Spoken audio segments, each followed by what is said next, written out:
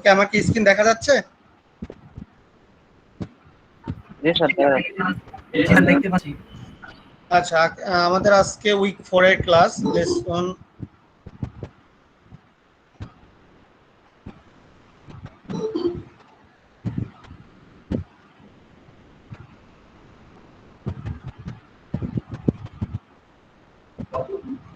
ওকে, আমাদের আজকে লেসন 7 এবং লেসন 8 দুটো ক্লাস।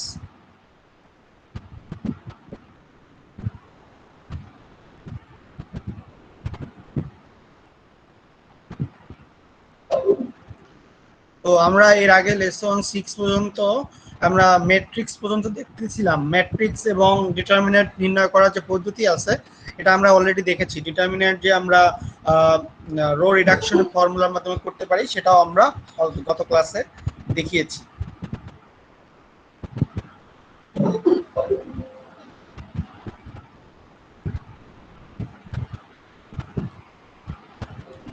ওকে, আজকের ক্লাসে আমরা ম্যাট্রিক্স এবং ডিটারমিনেন্ট এবং এই যে আগের যেগুলো শিখেছি সেটা থেকে একটা নতুন রুল, প্রথম রুলটা হচ্ছে ক্রেমার্স রুল। আমরা ক্রেমার্স রুলটা শিখবো প্রথমে, তারপরে আমরা নেক্সটে যে আমাদের ইনভার্স ম্যাট্রিক্স যেটা আছে সেটা আমরা নির্ণয় করাটা শিখবো। তো আমরা প্রথমে আজকের ক্লাসে যেটা শিখবো লেসন 7 সেটা হচ্ছে ক্রেমার্স রুল। তো ক্রেমার্স রুল হচ্ছে এমন একটা রুল যার মাধ্যমে আমরা ডিটারমিনেন্টকে ব্যবহার করে আমরা সলিউশন বের করতে পারি। এটা একটা পদ্ধতি, ডিটারমিনেন্টের মাধ্যমে সলিউশন নির্ণয় করার পদ্ধতি। তো ক্রেমার্স রুলের যে মেইন সূত্রটা সেটা হচ্ছে এরকম, মনে করো আমাদের যদি একটা ভ্যারিয়েবল থাকে x1 x2 x3 x4 এভাবে বা অন্য যা কিছু থাকতে পারে, যে কোনো একটা আমাদের যদি ইকুয়েশন থাকে, মানে আমাদের সিস্টেম অফ লিনিয়ার ইকুয়েশন থাকে, সেটাকে আমরা চাইলে ক্রেমার্স রুলের মাধ্যমেও সলভ করতে পারি। এবং ক্রেমার্স রুলের জন্য যে মেইন কথাটা হচ্ছে, এখানে একটু ভুল আছে, if ax is equal to b, ax is equal to b হচ্ছে আমাদের মেইন যে আমাদের সিস্টেম অফ লিনিয়ার ইকুয়েশনকে ম্যাট্রিক্সের মাধ্যমে প্রকাশ করা যায় তার জন্য মেইন যে সূত্র সেটা ax is equal to b is a system of n linear equation in n unknowns such that determinant of a is not is equal to 0, এখানে is equal to 0 লেখা আছে, এটা টাইপের মিস্টেক, এটা হবে not is equal to 0। তো determinant কোনো matrix যদি হয় এখানে ax is equal to b, তার মানে সিস্টেম অফ লিনিয়ার ইকুয়েশনের যে a ম্যাট্রিক্সটা পাওয়া যায় সেই এ ম্যাট্রিক্সটা, সেই এ ম্যাট্রিক্সটার ডিটারমিনেন্ট যেটা আসবে সেটা কখনো যদি 0 না হয়, সেটা ডিটারমিনেন্ট যদি 0 না হয়, then the system has a unique solution. তাহলে ওই সিস্টেমের একটা ইউনিক সলিউশন থাকবে। তো ইউনিক সলিউশন কথাটা হলো যে আমাদের তিনটা ভেরিয়েবল যদি থাকে এক্স ওয়াই জেড, তাহলে তার তিনটা এক্স্যাক্টলি ভ্যালু পাওয়া যাবে, যেমন এক্স এর মান 2, এক্স এর ওয়াই এর মান 3, জেড এর মান 4। কিন্তু যদি এরকমও কিন্তু হয়, আমরা যে দেখেছি যে আমাদের ভেরিয়েবল আছে 5টা বা 6টা, এর মধ্যে আমরা দুটা ভেরিয়েবলের মান বের করতে পারতেছি, বাকি 3টা বা 4টা থাকলে এর ভেরিয়েবলের মান বের করা সম্ভব হচ্ছে না, যেটাকে আমরা বলেছিলাম যে লিডিং ভেরিয়েবল এবং ফ্রি ভেরিয়েবল, এই জিনিসটা আমরা দেখিয়েছি। তো ওই ধরনের সিস্টেম আসবে না, সবগুলো লিডিং ভেরিয়েবল পাওয়া যাবে, তার মানে ইউনিক সলিউশন পাওয়া যাবে। ইউনিক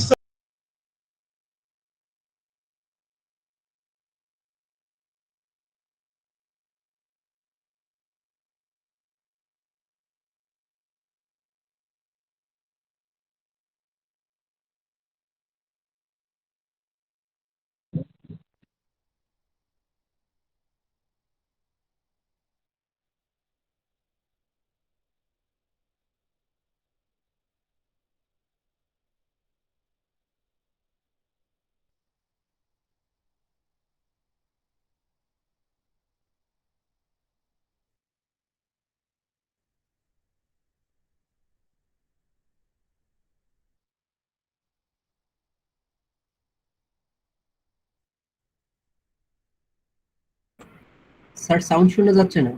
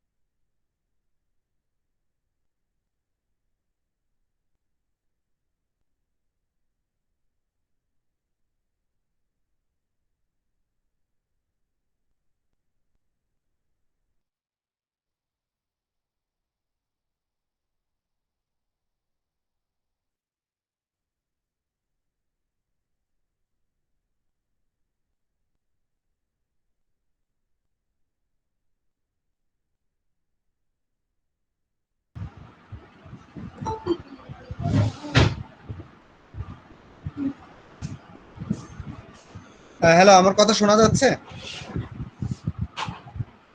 জি স্যার, এখন শোনা যাচ্ছে। জি স্যার। আচ্ছা, মনে হয় হয়ে গেছিল, নতুন এটা সিস্টেমটা আসছে, এটা হয়ে যাচ্ছে, বারবার কেটে যাচ্ছে। দিচ্ছি। এই সিমটা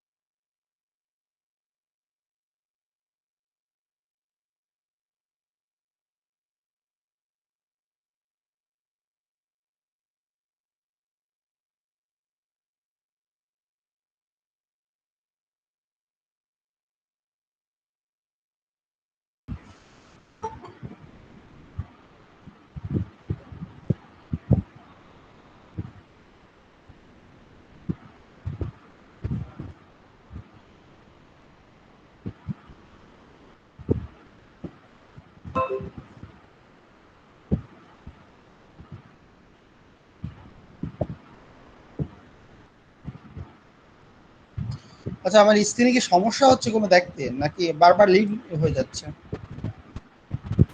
স্যার এখন অনেকগুলা লেয়ারের মতো দেখা যাচ্ছে। স্যার রিপিট হচ্ছে আপনার স্ক্রিন। স্যার স্ক্রিন রিপিট করতেছে তো, এই কারণে রিপিট যাচ্ছে। স্যার ইয়েটা একটা যাচ্ছে এখনো। এখন দেখা যাচ্ছে? যেটা জি স্যার, ঠিক আছে। আচ্ছা, তো আমরা যেটা বললাম, এখানে আমাদের দিস সলিউশন ইজ, আমাদের এর জন্য যে ক্রেমার্স রুল আছে, তার জন্য যে ডিটারমিনেন্টের মাধ্যমে যে আমরা সলিউশন বের করতে পারি, সেটা হচ্ছে x1 = determinant of a1 divided by determinant of a। প্রত্যেককে ডিটারমিনেন্ট অফ a দ্বারা ভাগ করা হবে, বাট উপরের যে ডিটারমিনেন্টটা থাকবে এটা চেঞ্জ হতে থাকবে, এবং সেটা কিভাবে চেঞ্জ হবে সেটা আমরা এক্সাম্পলের মাধ্যমে দেখাবো। আমরা ক্রেমার্স রুলে চলে যাই, একটা এক্সাম্পল দেখতে আমরা ব্যাপারটা ক্লিয়ার হয়ে যাব। Use the Cramer's rule to solve. এখানে একটা সিস্টেম অফ লিনিয়ার ইকুয়েশন আছে, এখানে আমার তিনটা ভ্যারিয়েবল আছে, এক্স, ওয়াই এন্ড জেড।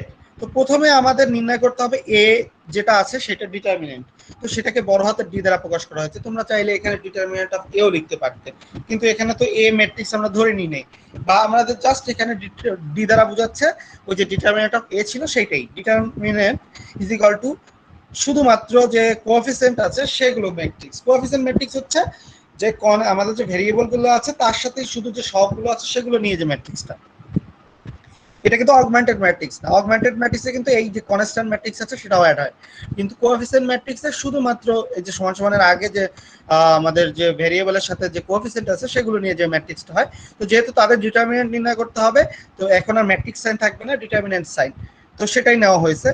তো এখান থেকে ডিটারমিনেন্টের মান নির্ণয় করতে হবে। তোমরা যে কোনো পদ্ধতিতে ডিটারমিনেন্টের মান নির্ণয় করতে পারো। তোমরা চাইলে এই যে একটা এখানে ক্রস পদ্ধতি দিয়েছে টেকনিক, ওটার মাধ্যমে করতে পারো। তোমরা ফার্স্ট রো এর মাধ্যমে যেটা করা যায় যে আমাদের যে কোফ্যাক্টর এক্সপ্যানশন নিয়ে সেটা করা যায়, অথবা আমাদের যে আরেকটা নিয়ম আমি লাস্টে দেখিয়েছিলাম যে আমরা চাইলে যে রো রিডাকশনের মাধ্যমেও করতে পারি। এনিহাউ তোমরা যে কোনো একটা উপায়ে ডিটারমিনেন্টটা নির্ণয় করবে। এখানে যেমন এই ক্রস দিয়ে করেছে, তোমরা এটাও ফলো করতে পারো। তো করলে ডিটারমিনেন্ট বের হবে। আমি ডিটারমিনেন্ট বের করার পদ্ধতি সম্পর্কে আর আলোচনা করলাম না, কারণ আমি কিন্তু গত ক্লাসে বেশ আলোচনা করেছি এটা সম্পর্কে। তো ডিটারমিনেন্ট এর মান পেলাম 78। এরপরে আমাদের বের করতে হবে ডিটারমিনেন্ট অফ a1 এর মান, মানে এখানে ডিটারমিনেন্ট অফ সাফিক্সে x লেখা হয়েছে, তার মানে ওই যে ওইরকম ছিল যে determinant of a1 divided by determinant of a। তো ওই যে এখানে a1 মানে ছিল, ওখানে ভেরিয়েবল ছিল x1, যার জন্য a1 দিয়েছিল। কিন্তু আমাদের এখানে তো xy z আছে, তাহলে এবারে d সাফিক্স অফ x লিখছি, তার মানে x এর জন্য ডিটারমিনেন্টটা নির্ণয় করছি, that means determinant of a suffix x। তো এবার এক্স যে পজিশনটা আছে, দ্যাট মিনস এখানে এক্স পজিশন কি, ফার্স্ট যে কলমটা আছে সেটাই কিন্তু আমাদের এক্স পজিশন, তাই না? এখানে দেখো 2x 4x 3x, এটা আমাদের ফার্স্ট কলম, তাই না? এই ফার্স্ট কলম হচ্ছে এক্স এর কলম। তো এক্স এর ঘরের যে কলমটা আছে সেই কলমটা বাদ হয়ে যেয়ে এই যে আমাদের সমান সমান পরের যে কলমটা আছে সেই কলমটা এখানে ইনক্লুড হয়ে যাবে, শুধুমাত্র এক্স এর জন্য এটা। যেমন এখানে ছিল কি 2 4 3, এটাতে এক্স পজিশনে ছিল, তো এইটা উঠে দিয়ে আমাদের চলে আসবে 1 11 and 21, এই যে 1 11 and 21। বাকি সেকেন্ড কলম থার্ড কলম ঠিক থাকবে। এরপরে আবার ডিটারমিনেন্ট নির্ণয় করলে আমরা dx এর মান পেয়ে যাব। সিমিলারলি dy, তার মানে সেকেন্ড যে কলমটা ছিল সেটা হচ্ছে কি আমাদের, দেখো সেকেন্ড কলমটা ছিল আমাদের y এর কলম, তাহলে এই y এর কলমটা বাদ দিয়ে আমরা এখানে 1 11 and 21টা নিয়ে আসবো। দেখো 1 11 and 21, এই যে সেকেন্ডটা dy এর মান বের করেছি 1 11 21, আর বাকি এখানে প্রথমটা যেটা আছে 2 4 3, তারপর 1 11 21, তারপর -1 -3 5। এরপরে আমরা dy এর মান এভাবে আমরা বের করে নিব, ডিটারমিনেন্ট নির্ণয় করার মতো করে নিব। এরপরে dz, তার মানে যে পজিশনে যেটা ছিল সেটা উঠে যায় 1 11 and 21 চলে আসছে, বাকি x পজিশন y পজিশন ঠিক থাকলো। এখান থেকে আমরা dz এর মান বের করলাম। এখন আমরা use the Cramer's rule to find the value x y z, তাহলে x is equal to dx by d, ওই সূত্র মতে আমরা লিখলাম dx by d। তো dx এর মান জানি, d এর মান জানি, y is equal to dy, y মানে dy by d, z মানে dz by d। তো প্রত্যেকটা মান আমরা বের করে ফেলেছি, চারটা ডিটারমিনেন্টের মান বের করে ফেলেছি, এগুলো বসালেই আমাদের অ্যানসার আমরা x y z এর পেয়ে যাব। তো দেখো এখানে x এর মান 4, y এর মান -2 and z এর মান 1, এভাবে করে আমরা সলভ করতে পারি। বাট এটার ইউনিক সলিউশন আছে, তার জন্য আমরা এটা বের করতে পেরেছি।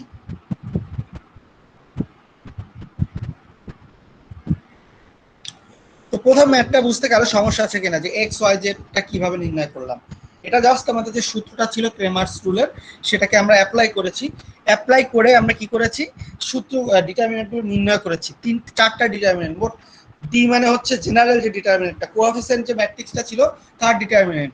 ডিএক্স মানে হচ্ছে যে এক্স পজিশন, তার মানে এক্স কলমটা বাদ দিয়ে ওই যে আমাদের কোএফিসিয়েন্ট আমাদের যে কনস্ট্যান্ট ম্যাট্রিক্স ছিল ইকুয়ালের পরে, সেইটাকে আমরা অগমেন্ট করে দিব। আর আর যে এক্স পজিশন যেটা ছিল সেটা উঠে যাইবে।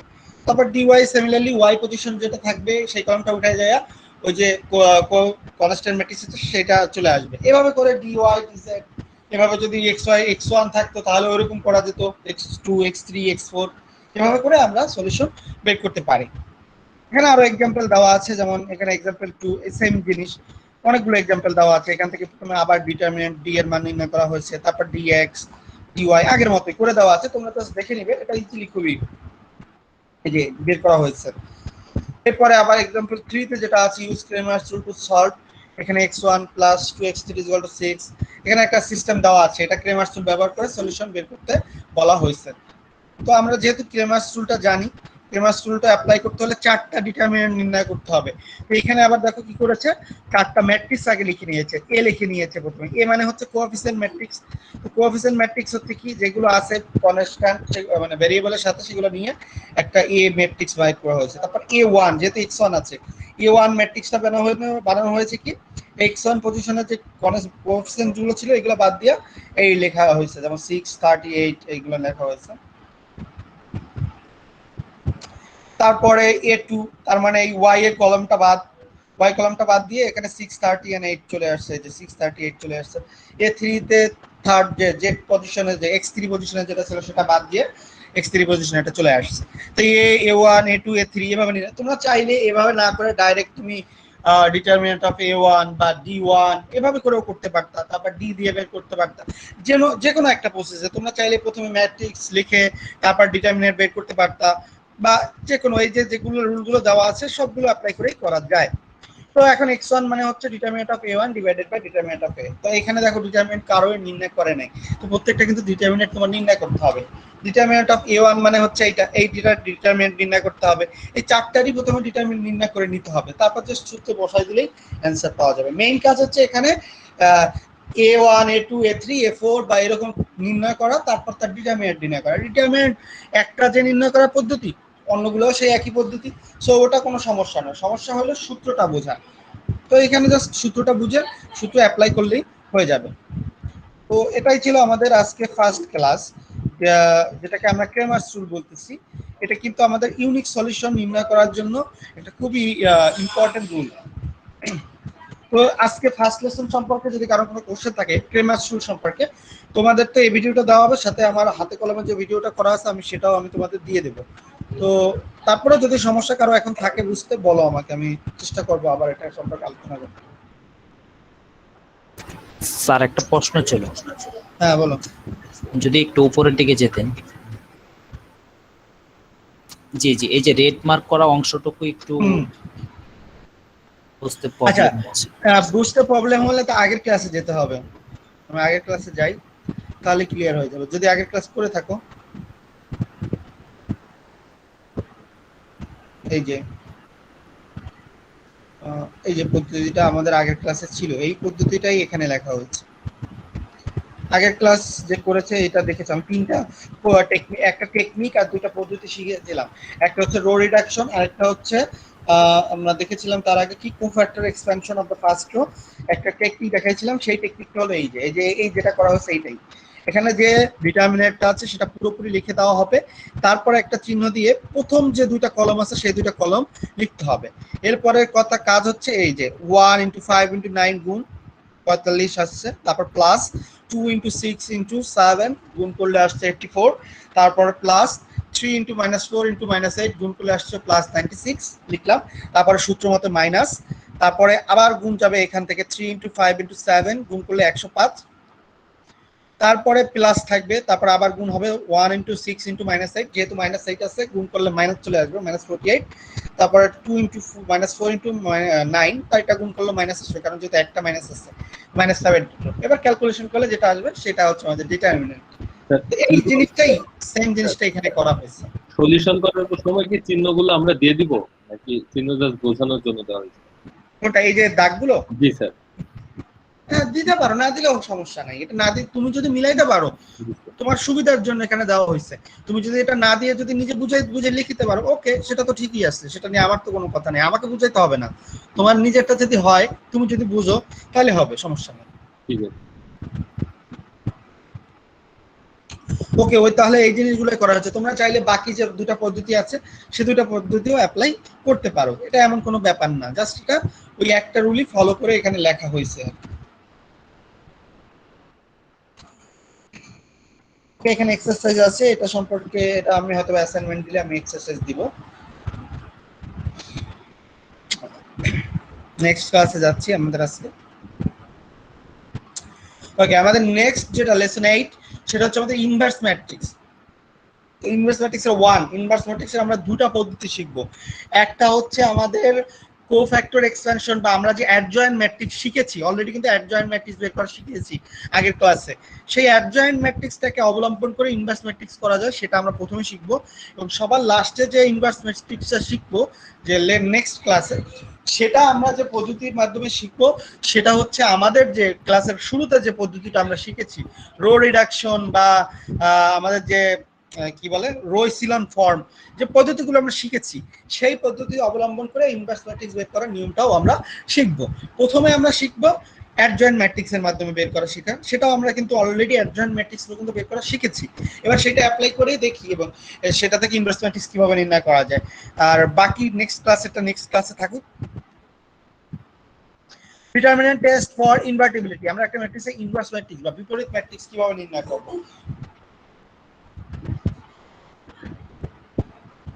আচ্ছা, A square matrix A is invertible if and only if determinant of A not is equal to 0. এটা is equal to হবে না, টাইপের mistake, not is equal to 0। তার মানে একটা ম্যাট্রিক্সের ডিটারমিনেন্ট যদি 0 ব্যতীত অন্য কোনো সংখ্যা হয় তাহলে সেই ম্যাট্রিক্সটার ইনভার্স ম্যাট্রিক্স বের করা সম্ভব। এটা হচ্ছে কন্ডিশন। একটা ম্যাট্রিক্স ইনভার্স হওয়ার একটা মূল কন্ডিশন হচ্ছে তার ডিটারমিনেন্ট কখনো শূন্য হতে পারবে না। যদি এটা হয় তাহলে আমরা বলতে পারবো যে না, এই ম্যাট্রিক্সটার ডিটারমিনেন্ট নির্ণয় করা সম্ভব। এটা প্রথম কন্ডিশন, এটা ডিটারমিনেন্ট বের করা পদ্ধতি না, জাস্ট একটা কন্ডিশন বললাম।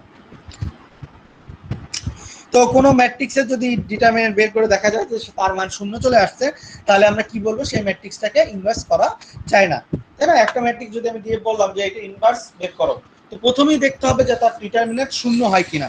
যদি কোনো কারণে তার ডিটারমিনেন্টের মান শূন্য চলে আসে, তাহলে আমরা বলবো যে না, এই ম্যাট্রিক্সটার ডিটারমিনেন্ট নির্ণয় করা, সরি, এই ম্যাট্রিক্সটার ইনভার্স ম্যাট্রিক্স বের করা সম্ভব না। এটা হচ্ছে কন্ডিশন। এখন দেখি পদ্ধতিটা কি আমাদের। Inverse of A matrix using it's adjoint. আমরা অ্যাডজয়েন্ট ম্যাট্রিক্স শিখেছি, সেই অ্যাডজয়েন্ট ম্যাট্রিক্সকে অবলম্বন করে কিভাবে ইনভার্স করা যায় সেই পদ্ধতিটা এখানে লেখা আছে।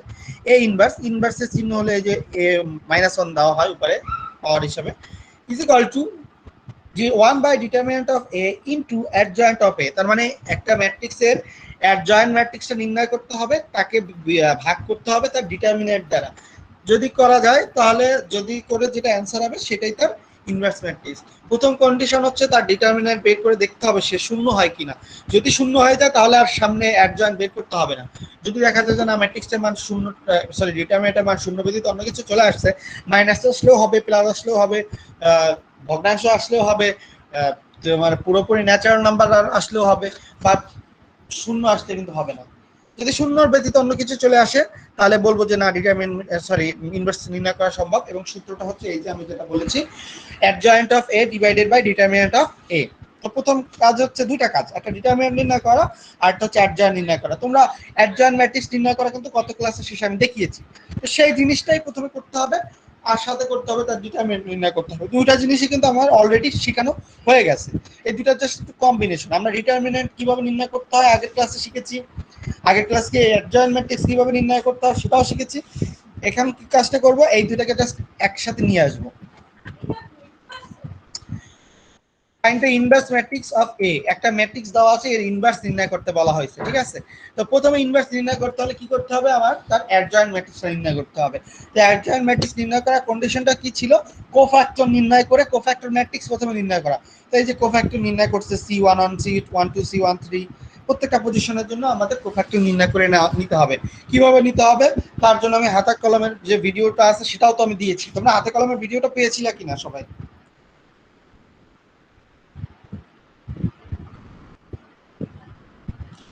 আমি যে খাতা করে যে ভিডিওটা দিয়েছিলাম সেই ভিডিওটা কি তোমরা পেয়েছিলে? জি স্যার, পেয়েছি। আচ্ছা, সেখানে তো আমার এখানে লেখাই ছিল যে কিভাবে কোফ্যাক্টরকে এক্সপ্যান্ড করতে হয়, তারপর কোফ্যাক্টরের মানগুলো যে C11 এর মান C12 এর মান করতে হয়, কিন্তু আমি ভাঙায় করছি। তো সো আশা করি ভিডিওটা দেখলে তোমরা এই যে মানগুলো এখানে কিন্তু ডাইরেক্ট লেখা হয়েছে।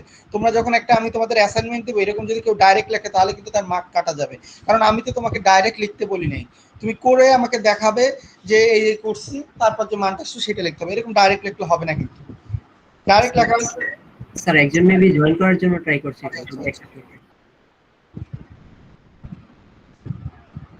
ওকে, তাহলে কোফ্যাক্টর গুলো এইভাবে আমাদের নির্ণয় করতে হবে। তো কোফ্যাক্টর থেকে কোফ্যাক্টর ম্যাট্রিক্স কিভাবে নির্ণয় করতে হয় সেটাও তোমরা জানো।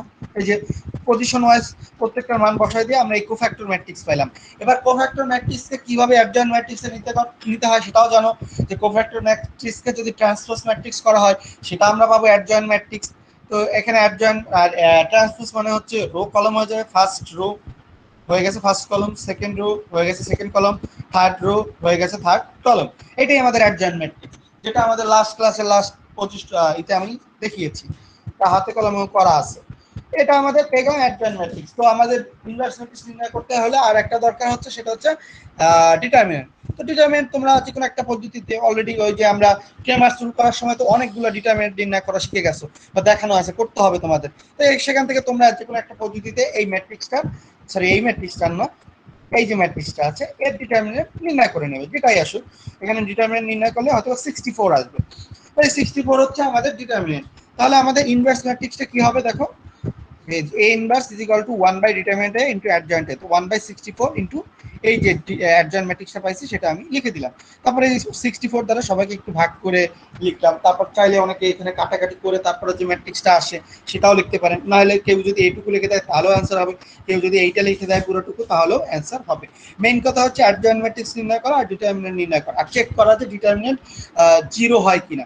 যদি বাই চান্স এখানে তো 64 আসছে, 64 এর জায়গায় যদি 0 চলে আসতো তাহলে কিন্তু আমরা আর বলতাম যে এটা ডিটারমিনেন্ট নির্ণয় করা, সরি ইনভার্স ম্যাট্রিক্স নির্ণয় করা সম্ভব না। কারণ 1/0 করলে কি ইনফিনিটি চলে আসবে, সামথিং বাই 0 আমাদের কখনোই কাম্য না। এরকম যদি শুধু এখানে না, যে কোনো ম্যাথের সূত্রে নিচে হরে যদি কখনো 0 চলে আসে তাহলে মনে করবা যে এটা এখন ম্যাথ হয় নাই, এটাকে কোনো একটা অপারেশন করে ঠিক করতে হবে, না হলে এটা করাই যায় না।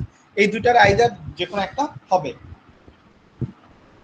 সো ইনভার্স ম্যাট্রিক্স নির্ণয় করা বুঝছো কিনা? আমি যে অ্যাডজয়েন্টের মাধ্যমে করলাম, এটা সম্পর্কে কারো কোনো কোশ্চেন আছে কিনা?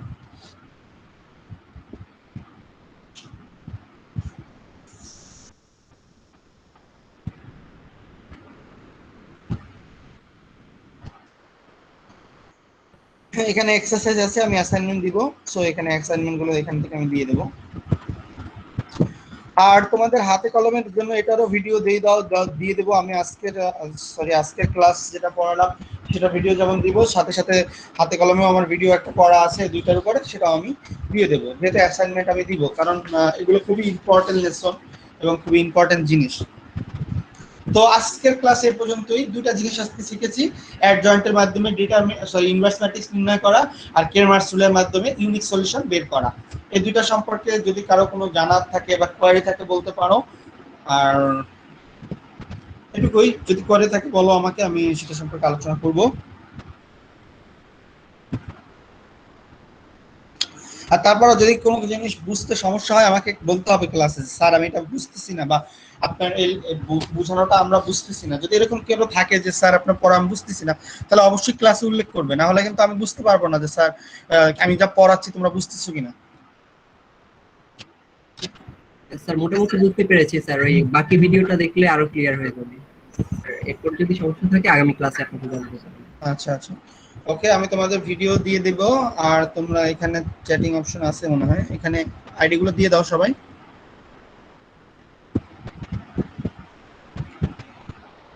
স্যার একটা বিষয় ছিল, হ্যাঁ বলো। স্যার আমাদের অ্যাসাইনমেন্ট 2 এর ডেটটা যদি আরেকটু বাড়িয়ে দিতে তাহলে আমাদের জন্য ভালো হতো। আচ্ছা, অ্যাসাইনমেন্টের ডেট কি দেওয়া আছে আমি একটু দেখে নিই। স্যার 8 তারিখ দেওয়া আছে। ও 8 তারিখ, আচ্ছা বাড়াই দেবো, সমস্যা নেই। স্যার তাহলে যদি 12 তারিখ করে দেন সেক্ষেত্রে স্যার আমাদের জন্য একটু ভালো হয়। Sir okay, hello sir. Sir হ্যাঁ বলো। স্যার হ্যাঁ বলো। স্যার আমি ফার্স্ট অ্যাসাইনমেন্টটা স্যার জমা দিতে পারি নাই, মানে কোড তৈরি করছি কিন্তু আপনার মানে সবাই শেষ হয়ে গেছে। আচ্ছা, যদি কারো সমস্যা এরকম থাকে তারা সে আমাকে মেসেঞ্জারে ইন্ডিভিজুয়ালি নক করো, আমি তার সম্পর্কে মানে দেখবো সেটা, যদি কি আরো এরকম দুই একজনের সমস্যা থাকে সেক্ষেত্রে। ঠিক আছে স্যার, থ্যাংক ইউ।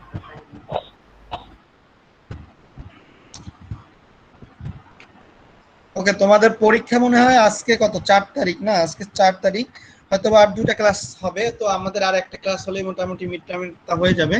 তো আমি যেটা বলেছিলাম, তোমাদের একটা সাডেন টেস্ট নিতে পারি আমি।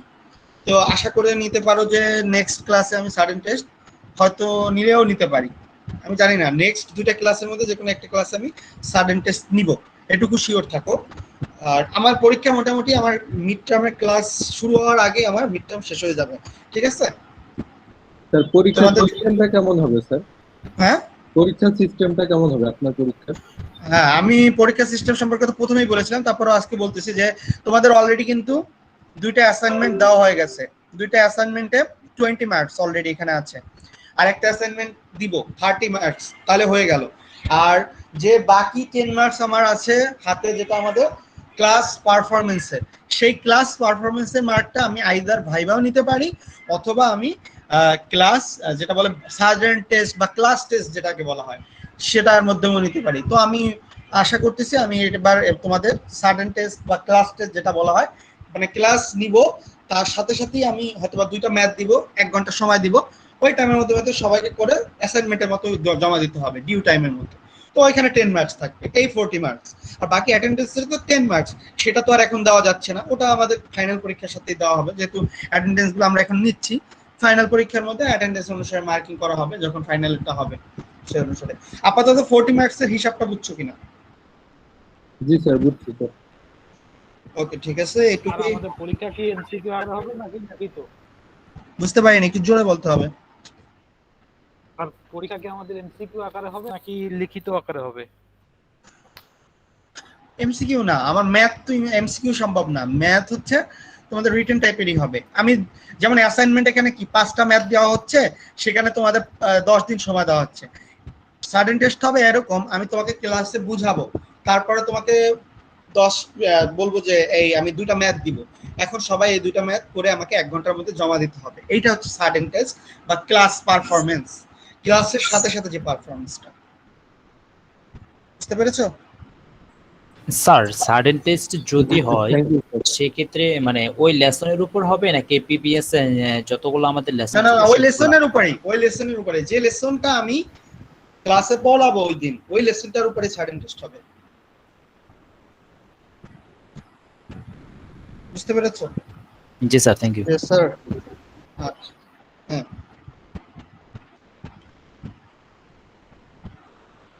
যদি কারো কোনো সমস্যা থাকে তাহলে বলো, আর যদি সমস্যা না থাকে তাহলে আজকের ক্লাস এই পর্যন্তই। আমি তোমাদের ভিডিওগুলো দিয়ে দেবো, প্লাস অ্যাসাইনমেন্টটাও দিয়ে দেবো। জি স্যার, কোনো সমস্যা নেই স্যার, তাহলে আমরা কি লিভ নিব? হ্যাঁ, আইডি দেওয়া হয়ে গেলে লিভ নিতে পারো। Thank you sir. আসসালামু আলাইকুম। ভালো থাকবেন, আসসালামু আলাইকুম। আসসালামু আলাইকুম। আসসালামু আলাইকুম স্যার, ভালো থাকবেন। হ্যাঁ, ভালো থাকো তোমরাও। আসসালামু আলাইকুম। স্যার ওয়ালাইকুম ওয়ালাইকুম স্যার ওকে, ঠিক আছে। হ্যাঁ বলো। স্যার তাহলে কি আমার অ্যাসাইনমেন্টটা হ্যাঁ বলো বলো। স্যার আপনি কি ওই খুলে দিবেন 1 নম্বর অ্যাসাইনমেন্টটা কি আমি জমা দিতে পারি স্যার? আমার করা আছে জমা দিতে পারি। অ্যাসাইনমেন্ট 1 নাম্বার যদি কেউ জমা না দিতে পারো, তাহলে আমি বলছি তাকে ইন্ডিভিজুয়ালি মেসেঞ্জারে আমাকে যোগাযোগ করো, আমি শুনবো। যদি তোমার কোনো সমস্যা থাকে লিগ্যাল, তাহলে আমি সেটা অ্যাকসেপ্ট হয়তো বা করবো। আর যদি লিগ্যাল সমস্যা শুধু থাকে তাহলে তো হবে না, না? অবশ্যই।